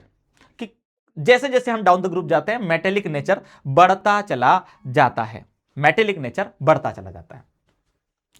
बात करते हैं ऑक्सीडेशन स्टेट्स की। अब यहां पर आपको पी ब्लॉक एलिमेंट्स में अलग अलग ऑक्सीडेशन स्टेट्स देखने को मिल सकती है, मतलब वेरिएबल ऑक्सीडेशन स्टेट्स देखने को मिल सकती है ना।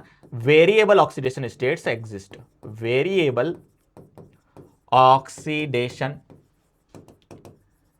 स्टेट्स, अलग अलग ऑक्सीडेशन स्टेट्स आपको देखने को मिल सकते, एक ही ग्रुप में आपको अलग अलग ऑक्सीडेशन स्टेट्स देखने को मिल सकती है।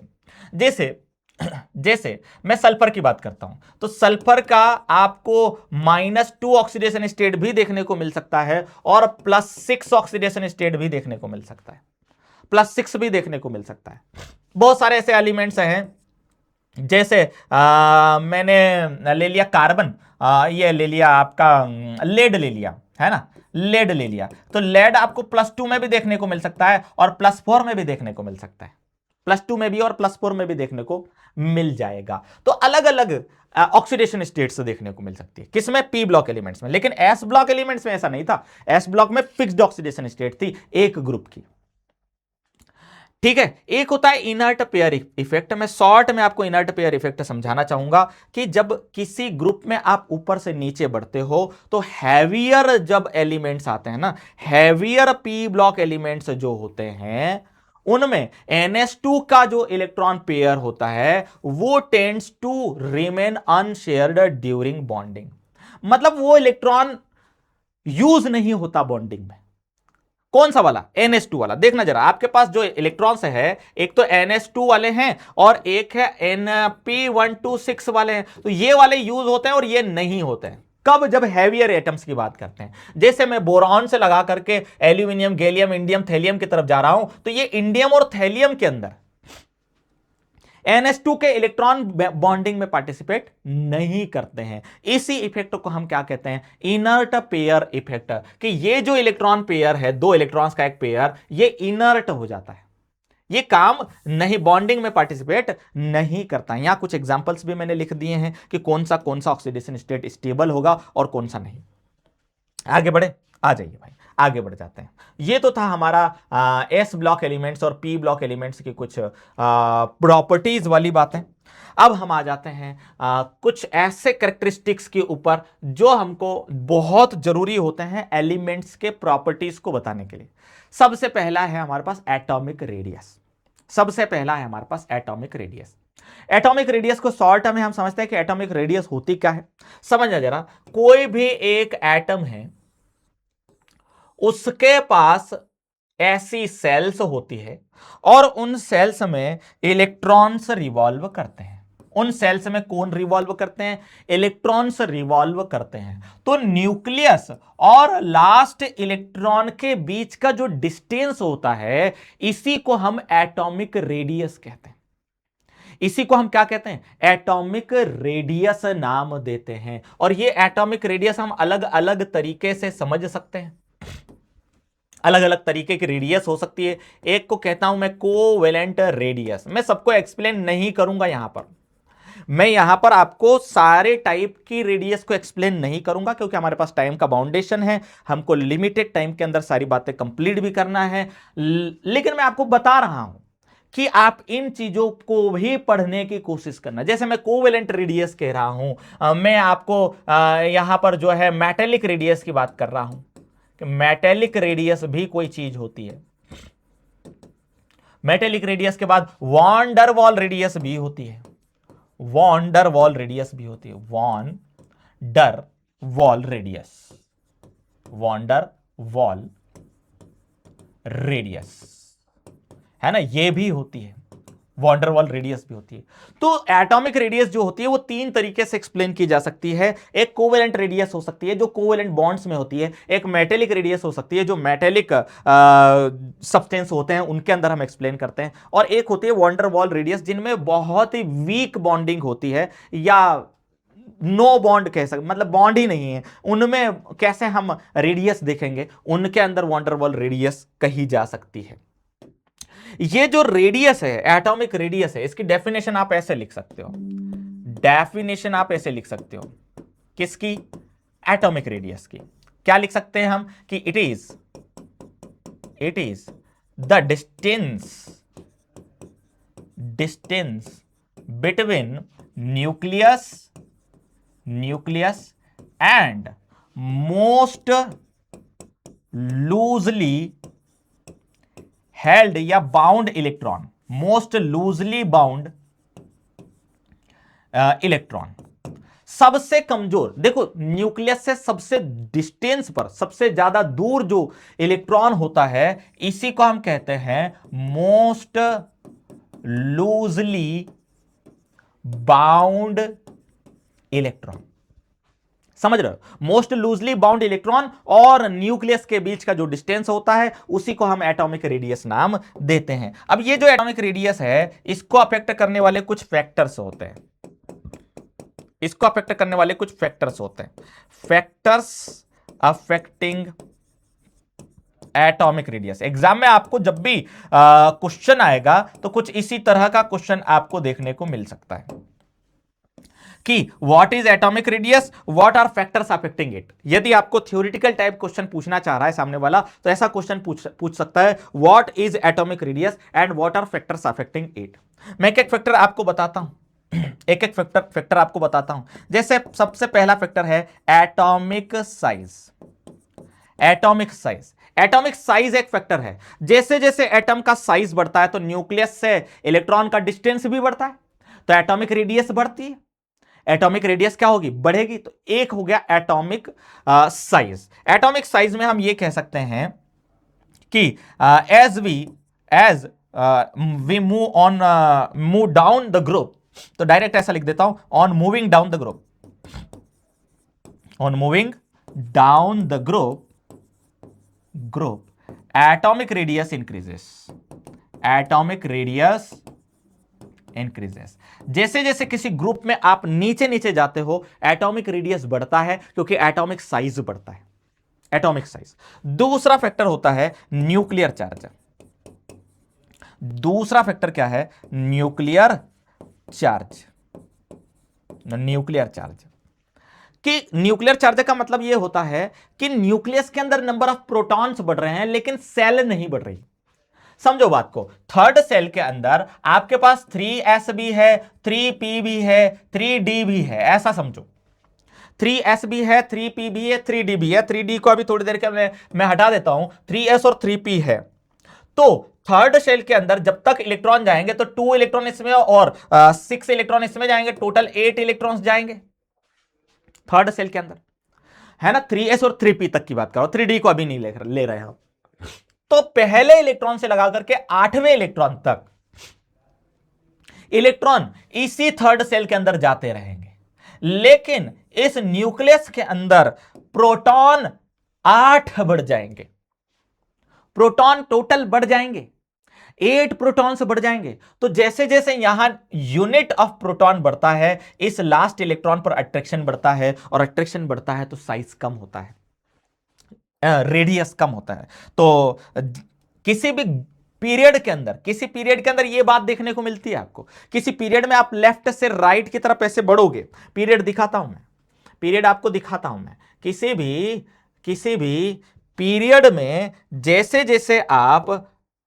जैसे मैं सेकेंड पीरियड की बात करता हूं, सेकेंड पीरियड में जैसे जैसे आप लेफ्ट से राइट बढ़ते हो तो न्यूक्लियर चार्ज बढ़ता है, और न्यूक्लियर चार्ज बढ़ता है तो एटॉमिक रेडियस कम होता है। मतलब बोरॉन का ज्यादा होगा एटॉमिक रेडियस, कार्बन का कम होगा, नाइट्रोजन का और कम होगा, फ्लोरीन का और कम होगा एटॉमिक रेडियस। क्यों? क्योंकि न्यूक्लियर चार्ज बढ़ता चला जा रहा है। तो ये बातें हैं, पीरियोडिक टेबल से ही सारी चीजें हमको मिलती चली जाती है। पीरियोडिक टेबल इतनी जरूरी है। आ जाइए, मैं इसकी बात भी यहां पर लिख देता हूं कि on moving left to right in a period atomic radius क्या होती है? कम होती चली जाती है, डिक्रीजेस। यहां लिख देता हूं, एटॉमिक रेडियस क्या होती है? डिक्रीज होती चली जाती है। एक और फैक्टर मैं यहां पर लिख देता हूं, अगला जो फैक्टर है वो लिख देता हूं मैं शील्डिंग इफेक्ट। शील्डिंग इफेक्ट क्या चीज होता है समझना जरा। शील्डिंग इफेक्ट क्या चीज होता है कि कोई एक बाहर का इलेक्ट्रॉन है जिसको अंदर के इलेक्ट्रॉन ढक लेते हैं, या न्यूक्लियस को अंदर के इलेक्ट्रॉन ढक लेते हैं। तो ऐसे में क्या होता है, न्यूक्लियस का बाहर के इलेक्ट्रॉन पर अट्रैक्शन कम हो जाता है, और जैसे ही अट्रैक्शन कम होता है तो न्यूक्लियस से थोड़ा दूर चला जाता है, और दूर चला जाएगा तो क्या होगा? एटॉमिक रेडियस बढ़ जाएगा, क्योंकि एटॉमिक रेडियस तो न्यूक्लियस और वो लास्ट इलेक्ट्रॉन के बीच की डिस्टेंस ही है। तो यदि वो दूर चला गया है तो अब डिस्टेंस बढ़ गई, और डिस्टेंस बढ़ गई तो एटॉमिक रेडियस भी बढ़ जाएगा। इस बात को हम शील्डिंग इफेक्ट कहते हैं। शील्ड बना लेता है, ये अंदर वाले जो इलेक्ट्रॉन होते हैं ना, एक तरह से शील्ड बना लेते हैं, ढक लेते हैं न्यूक्लियस को, जिससे लास्ट इलेक्ट्रॉन पर न्यूक्लियस का अट्रैक्शन क्या हो जाता है? कम हो जाता है। यदि शील्डिंग इफेक्ट बढ़ता है, शील्डिंग इफेक्ट यदि बढ़ता है तो एटॉमिक रेडियस बढ़ती है, एटॉमिक रेडियस भी बढ़ता है। क्यों बढ़ता है? क्योंकि अट्रैक्शन कम हो जाता है, अट्रैक्शन कम हो जाता है तो एटॉमिक रेडियस बढ़ जाता है। ये तो था हमारा पास एक टॉपिक जिसको कहते हैं हम एटॉमिक रेडियस। यहां एक क्वेश्चन आपको करवा देता हूं एटॉमिक रेडियस से related. Which of the following ions has the largest ionic radius? अब यहां पर आयोनिक रेडियस वर्ड आ गया है। आयोनिक रेडियस आयन की रेडियस होती है, आयोनिक रेडियस आयन की रेडियस होती है, एटॉमिक रेडियस एटम की रेडियस होती है। बाकी सब कुछ सेम है, बाकी सब कुछ सेम। मैंने 4 आयन्स लिए हुए हैं यहां पर, जरा देखना, कंपेयर करते हैं इनको। सोडियम को देखना, सोडियम को देखना, मैग्नीशियम को देखना, एल्यूमिनियम को देखना, फ्लोरीन को देखना। चारों आयनिक फॉर्म में हैं। यहां सोडियम के पास नंबर ऑफ प्रोटॉन्स 11 है, लेकिन इलेक्ट्रॉन्स कितने हैं? 10 हैं, 10 हैं। मैग्नीशियम के पास देखना, इलेक्ट्रॉन्स कितने, प्रोटॉन्स कितने हैं? 12 है, लेकिन इलेक्ट्रॉन्स कितने हैं? 10 हैं, 10 हैं। एल्यूमिनियम को देखना, प्रोटॉन्स कितने हैं? 13 हैं, लेकिन इलेक्ट्रॉन्स कितने हैं? 10 हैं। एल्यूमिनियम के पास भी 10 ही इलेक्ट्रॉन्स आपको देखने को। फ्लोरीन को देखना, फ्लोरीन में नंबर ऑफ प्रोटॉन्स जो है वो 9 है, लेकिन इलेक्ट्रॉन्स कितने हैं? 10 हैं, 10 है।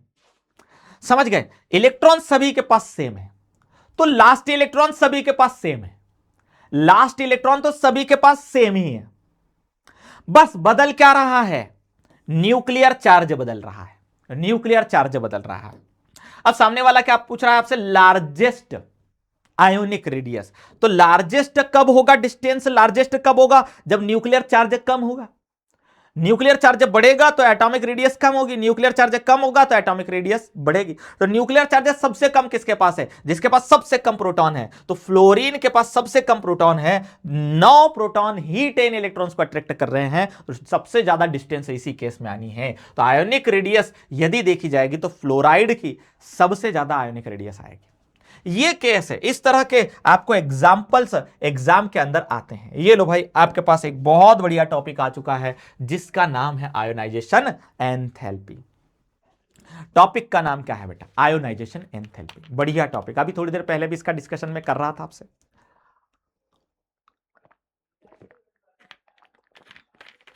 छोटा बच्चा होता है ना, छोटा बच्चा यदि मोबाइल ले लेता है, मोबाइल उसने ले लिया, मम्मी का मोबाइल या पापा का मोबाइल, अब वो दे नहीं रहा है, और मोबाइल यदि ले रहा हो तो रो रहा है, कुछ ऐसा केस चल रहा है। अब आप उससे यदि मोबाइल लेना चाहते हो तो क्या करोगे? आप उसको कहोगे कि बेटा देख, एक काम कर, मैं तुझे ये दे देता हूं। क्या दे देता हूं? है ना, लेज, या उसको क्या कहते हैं आप, वेफर्स ला करके दे देते हैं, कुछ भी उसको हमने कुरकुरे ला करके दे दिए, इस तरह का कोई भी एक सामान ला करके आपने दे दिया, और आप उसको जब वो खाने का सामान देते हो तो मोबाइल दे देता है और रोता नहीं है, रोता नहीं है। तो कुछ बातें यहां पर भी ऐसी ही है। ये आयोनाइजेशन एंथैल्पी के अंदर भी कुछ ऐसी ही बातें मैं आपके साथ डिस्कस करने वाला हूं कि आप आयोनाइजेशन एंथैल्पी किसको कहोगे। जरा देखना, किसी भी एक एटम से जो मोस्ट लूजली हेल्ड इलेक्ट्रॉन है, मोस्ट लूजली हेल्ड इलेक्ट्रॉन है या बाउंड इलेक्ट्रॉन है, ये मोस्ट लूजली बाउंड इलेक्ट्रॉन को यदि आपको निकालना हो, इस एटम से जुदा करना हो, अलग करना हो, तो आपको क्या करना पड़ेगा? आपको इस इलेक्ट्रॉन को निकालने के लिए एटम को कुछ एनर्जी देनी पड़ेगी, नहीं तो ये इलेक्ट्रॉन नहीं देगा। ये एटम अपना इलेक्ट्रॉन क्यों देगा भाई? क्या मजा आएगा उसको अपना इलेक्ट्रॉन देने में? आप इसको कुछ एनर्जी दो, तब जाकर के वो इलेक्ट्रॉन को देगा। तो आपको जो एनर्जी सप्लाई करनी पड़ती है, उसी एनर्जी को हम आयोनाइजेशन एंथैल्पी नाम देते हैं। लेकिन एक एटम के लिए नहीं, 1 मोल एटम के लिए। It is the energy supplied to 1 mole gaseous atoms, 1 mole gaseous atoms of an element to remove 1 electron from each atom,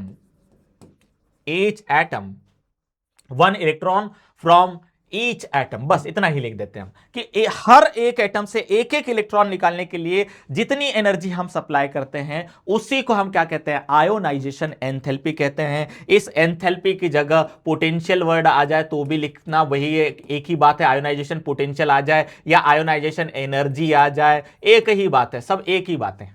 ionization potential, ionisation energy या आयोनाइजेशन एंथैल्पी। देखना जरा, एक मेटल लिया मैंने, इस मेटल से मैंने एक इलेक्ट्रॉन निकाल लिया, तो ये पॉजिटिव चार्ज वाला हो जाएगा। एक इलेक्ट्रॉन निकाल लिया तो ये देखो, एक इलेक्ट्रॉन निकल गया। तो आपको कुछ एनर्जी सप्लाई करनी पड़ेगी, जिसको मैं आयोनाइजेशन एंथैल्पी कह रहा हूं। और यदि पहला इलेक्ट्रॉन निकाल रहा हूं तो मैं उसको फर्स्ट आयोनाइजेशन एंथैल्पी नाम दूंगा। इसको क्या नाम दूंगा मैं? First ionization enthalpy, first ionization enthalpy. क्या नाम देंगे हम? फर्स्ट आयोनाइजेशन एंथैल्पी नाम देंगे इसको। यदि मैं इसमें से एक और इलेक्ट्रॉन निकालूं, उसी स्पीसीज में से एक इलेक्ट्रॉन पहले आप निकाल चुके हो, अब और एक इलेक्ट्रॉन निकाल रहे हो, तो ये 2 पॉजिटिव चार्ज हो जाएगा, एक इलेक्ट्रॉन और निकल जाएगा। लेकिन अब जो आयोनाइजेशन एंथैल्पी आपको देनी पड़ी, वो सेकेंड आयोनाइजेशन एंथैल्पी कहलाएगी। उसको हम क्या नाम देंगे? Second ionization enthalpy, second ionization enthalpy नाम देंगे इसको। क्या बात समझ में आई? और एक बार मैं आपको बता देता हूं कि आपने फिर से ये 2 पॉजिटिव चार्ज वाला जो आयन था उसमें से एक और इलेक्ट्रॉन यदि निकाला तो 3 पॉजिटिव चार्ज वाला हो जाएगा, एक और इलेक्ट्रॉन निकल जाएगा। लेकिन जब आपने तीसरा इलेक्ट्रॉन निकाला तो उस एनर्जी को आप क्या नाम दोगे? Third ionization enthalpy. Third ionization enthalpy नाम दोगे, है ना? थर्ड आयोनाइजेशन एंथैल्पी नाम दोगे। मैं ये क्यों बता रहा हूं कि किसी भी एक एटम से सिर्फ एक ही इलेक्ट्रॉन नहीं निकाला जा सकता, 2 इलेक्ट्रॉन भी निकाल सकते हो, 3 इलेक्ट्रॉन भी निकाल सकते हो।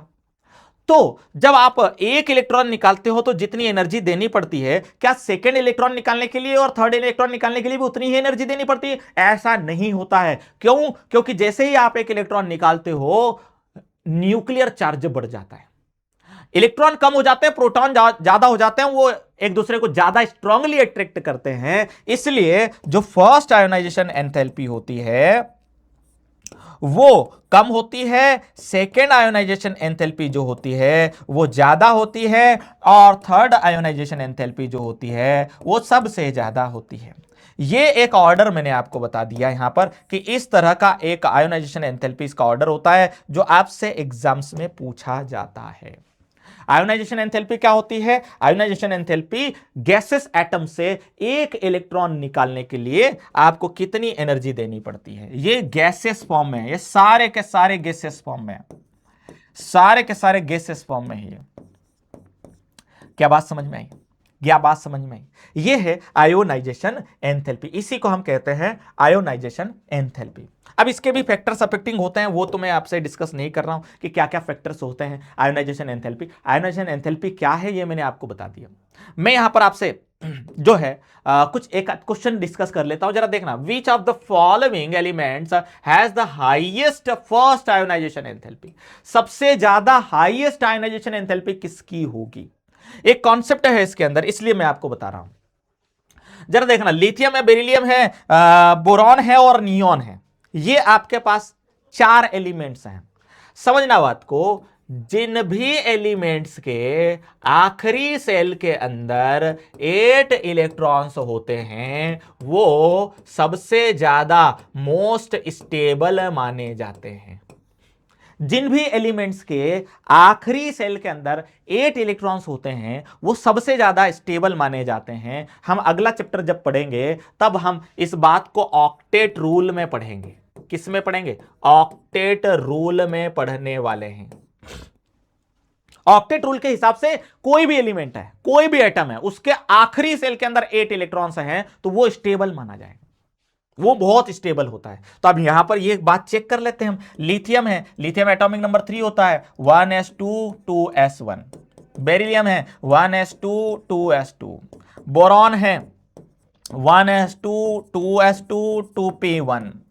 नियॉन है 10 होता है 1s2 2s2 2p6। जरा देखो आखिरी में 6 इलेक्ट्रॉन्स हैं नियॉन के पास। नियॉन आपको एक भी इलेक्ट्रॉन नहीं देगा, एक भी इलेक्ट्रॉन निकालने के लिए आपको बहुत ज्यादा एनर्जी देनी पड़ेगी। सो हाईएस्ट फर्स्ट आयोनाइजेशन एंथैल्पी किसकी आएगी? नियॉन की। क्यों? क्योंकि वो मोस्ट स्टेबल केस के अंदर है। इलेक्ट्रॉनिक कॉन्फ़िगरेशन का केस था ये कि यहां पर सबसे ज्यादा स्टेबल इलेक्ट्रॉनिक कॉन्फ़िगरेशन जिसका है वही जो है मोस्ट स्टेबल होने वाला है।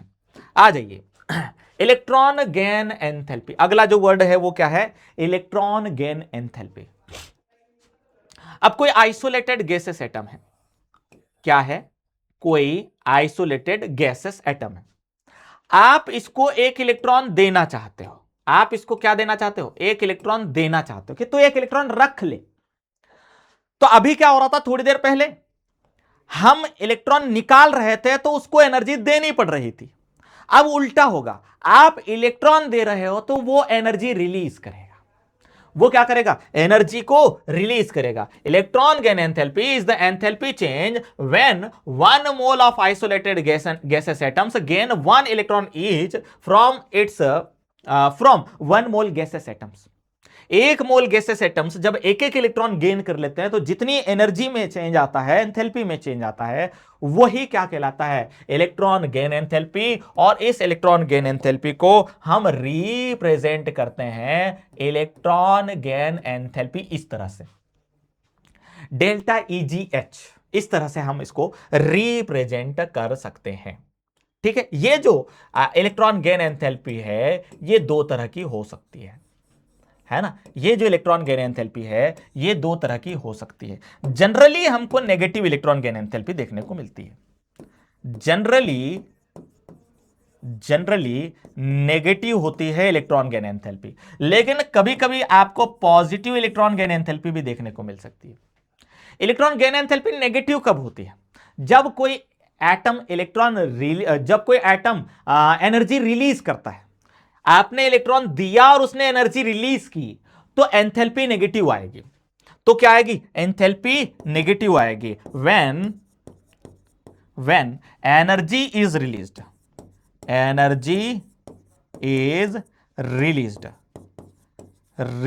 मतलब ये वाली जो प्रोसेस होगी ये एक्सोथर्मिक प्रोसेस होगी, क्योंकि यहां पर एनर्जी रिलीज हो रही है, और जिन जिन प्रोसेसेस में एनर्जी रिलीज होती है वो एक्सोथर्मिक टाइप की प्रोसेसेस होती है। तो जब इलेक्ट्रॉन गेन एंथैल्पी की वैल्यू नेगेटिव आएगी मतलब एनर्जी रिलीज होगी, मतलब एक्सोथर्मिक प्रोसेस होगी। कभी कभी क्या होता है कि कोई एटम ऐसा होता है जो इलेक्ट्रॉन गेन करना नहीं चाहता। जैसे अभी थोड़ी देर पहले मैंने आपको नियॉन का एग्जांपल दिया था। नियॉन एटॉमिक नंबर 10 है, 1s2 2s2 2p6, उसका इलेक्ट्रॉनिक कॉन्फ़िगरेशन एकदम स्टेबल इलेक्ट्रॉनिक कॉन्फ़िगरेशन है। वो क्यों इलेक्ट्रॉन लेना चाहेगा भाई? जबरदस्ती आप इलेक्ट्रॉन दे रहे हो उसको नहीं चाहिए इलेक्ट्रॉन, तो वो क्या करेगा? फिर डिमांड करेगा, मैं एनर्जी ना दूं, आपको इलेक्ट्रॉन देना हो तो मेरे को भयंकर एनर्जी भी लगेगी, ऐसे एक इलेक्ट्रॉन ना दें। समझ गए बात को? तो ऐसे कुछ एटम्स होते हैं जिनके स्टेबल इलेक्ट्रॉनिक कॉन्फ़िगरेशन होते हैं, उनकी पॉजिटिव इलेक्ट्रॉन गेन एंथैल्पी हमको देखने को मिलती है। Positive electron gain enthalpy when energy is absorbed. जब एनर्जी एब्जॉर्ब होती है तब आप क्या कहते हो कि एंथैल्पी पॉजिटिव आएगी। हम क्या कहेंगे कि ऐसी जो प्रोसेसेस होती है उनको हम एंडोथर्मिक प्रोसेसेस कहते हैं। जिनमें एनर्जी एब्जॉर्ब होती है उनको एंडोथर्मिक कहते हैं, जिनमें एनर्जी रिलीज होती है उनको एक्सोथर्मिक प्रोसेसेस कहते हैं। तो ये है हमारा इलेक्ट्रॉन गेन एंथैल्पी। इसको भी फैक्टर्स कुछ अफेक्ट करते हैं। फैक्टर यहां साइड में लिख दूं, ऐसे कैसे फैक्टर्स आप सभी के लिए लिख सकते हैं। फैक्टर्स जो होते हैं जो अफेक्ट करते हैं किसको? इलेक्ट्रॉन गेन एंथैल्पी को। सबसे पहले हम एटॉमिक साइज ही लिखते हैं कि एटॉमिक साइज अफेक्ट करता है। दूसरा हम न्यूक्लियर, अब मैं इनको समझा नहीं रहा हूं आपको, सारे समझाने जाऊंगा तो टाइम बहुत लग जाएगा ना, फिर हमारा ये वन शॉट जो है लॉन्ग शॉट हो जाएगा। समझे बात? 2 घंटे में हमको सारी बातें खत्म भी करना है। न्यूक्लियर चार्ज है, शील्डिंग इफेक्ट है, इलेक्ट्रॉनिक कॉन्फ़िगरेशन है इलेक्ट्रॉनिक कॉन्फ़िगरेशन से भी जो है आयनाइजेशन एंथैल्पी अफेक्ट होती है। इलेक्ट्रॉनिक कॉन्फ़िगरेशन,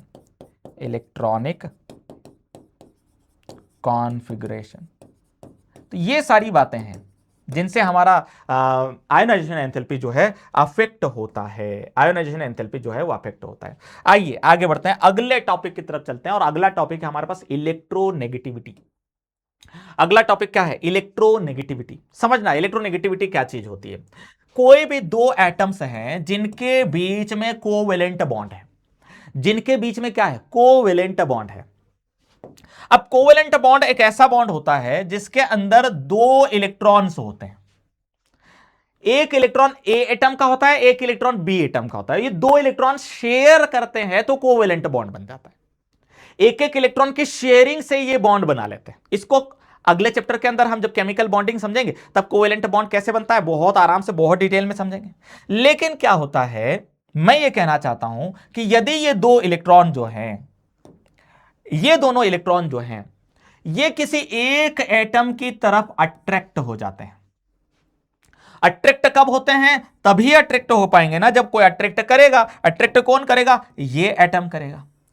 ये एटम जो है टेंडेंसी ज्यादा रखता है, tendency to attract electron pair is high. इसके पास बहुत ज्यादा टेंडेंसी है, इस इलेक्ट्रॉन पेयर को अट्रैक्ट करने की टेंडेंसी ज्यादा है। तो ये इलेक्ट्रॉन पेयर बी की तरफ थोड़ा सा शिफ्ट हो जाएगा, थोड़ा सा डायरेक्शनल हो जाएगा ये पार्ट। तो बी जो है, जिसकी तरफ इलेक्ट्रॉन आ रहे हैं, जिसके पास इलेक्ट्रॉन आते हैं, उसके पास थोड़ा नेगेटिव चार्ज आ जाएगा। तो बी एटम के ऊपर थोड़ा सा नेगेटिव चार्ज आ जाएगा। उस थोड़े नेगेटिव चार्ज को हम पार्शियल नेगेटिव से बताते हैं, ये डेल नेगेटिव से बताते हैं। इसको क्या कहते हैं? Partial negative charge. और जितना पार्शियल नेगेटिव चार्ज इसके पास आया है, उतना ही पार्शियल पॉजिटिव चार्ज इस ए एटम के ऊपर आएगा। यही tendency to attract electron pair of a covalent bond is called electronegativity. Electronegativity is the tendency of an atom to attract the shared electron pair between two atoms bonded by covalent bond. Covalent bond से bonded दो atoms के बीच के electron pair को attract करने की tendency को ही हम क्या देते हैं नाम? इलेक्ट्रोनेगेटिविटी नाम देते हैं। जिसकी टेंडेंसी ज्यादा होती है उसको हम क्या कहते हैं? यहां पर जो बी है, जिसके ऊपर पार्शियल नेगेटिव चार्ज आ गया है, ये कहा जाएगा मोर इलेक्ट्रोनेगेटिव। बी को क्या कहा जाएगा? मोर इलेक्ट्रोनेगेटिव कहा जाएगा। जबकि ए, जिसके ऊपर पार्शियल पॉजिटिव चार्ज आ रहा है, इसको हम क्या कहेंगे? लेस इलेक्ट्रोनेगेटिव कहा जाएगा। लेस इलेक्ट्रोनेगेटिव कहा जाएगा। और ये जो इलेक्ट्रोनेगेटिविटी होती है, इसको भी अफेक्ट करने वाले कुछ फैक्टर्स होते हैं। फैक्टर्स अफेक्टिंग इलेक्ट्रोनेगेटिविटी, क्या क्या फैक्टर्स हो सकते हैं? सबसे पहले एटॉमिक साइज। वही एटॉमिक साइज बढ़ता है तो अट्रैक्शन कम हो जाता है, अट्रैक्शन कम होता है तो इलेक्ट्रोनेगेटिविटी भी कम हो जाती है। दूसरा न्यूक्लियर चार्ज। न्यूक्लियर चार्ज बढ़ता है तो अट्रैक्शन बढ़ता है, अट्रैक्शन बढ़ेगा तो इलेक्ट्रोनेगेटिविटी बढ़ेगी, सीधी बात। क्योंकि ये इलेक्ट्रोनेगेटिविटी है क्या? अट्रैक्ट करने की ही तो टेंडेंसी है। तीसरा, यहां पर भी आप शील्डिंग इफेक्ट लिख सकते हो, यहां पर भी आप शील्डिंग इफेक्ट लिख सकते हो। शील्डिंग इफेक्ट बढ़ेगा तो अट्रैक्शन कम होगा, शील्डिंग इफेक्ट, अट्रैक्शन कम होगा, इलेक्ट्रोनेगेटिविटी भी कम हो जाएगी। ऐसे कुछ फैक्टर्स आप यहां पर मेंशन कर सकते हो। ये दीजिए भाई, एक क्वेश्चन आ गया आपके सामने, the correct order of electronegativity among the following elements is. आपको यहां पर कुछ एलिमेंट्स दिए हुए हैं और इनकी इलेक्ट्रोनेगेटिविटी के ऑर्डर को कंपेयर करना है। सबसे ज्यादा इलेक्ट्रोनेगेटिव फ्लोरीन होता है। मैं आपको बता करके आया हूं कि मोस्ट इलेक्ट्रोनेगेटिव जो होता है वो होता है फ्लोरीन।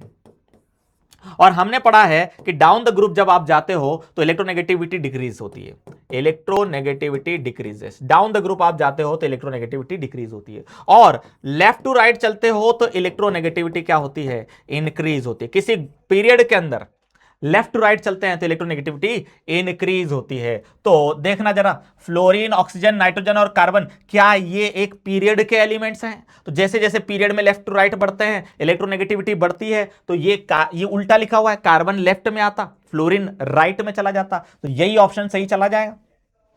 कार्बन की सबसे कम, फिर नाइट्रोजन की, फिर ऑक्सीजन की, फिर फ्लोरीन की, और सबसे ज्यादा इलेक्ट्रोनेगेटिव यही तीन एलिमेंट होते हैं, फ्लोरीन, ऑक्सीजन और नाइट्रोजन। फ्लोरीन सबसे ज्यादा, ऑक्सीजन उससे कम, और नाइट्रोजन सबसे कम। मतलब टॉप 3 यदि इलेक्ट्रोनेगेटिविटी के ऑर्डर में कोई कहे तो ये तीन है। फोन करके याद कर लेना इसको, FON, फोन।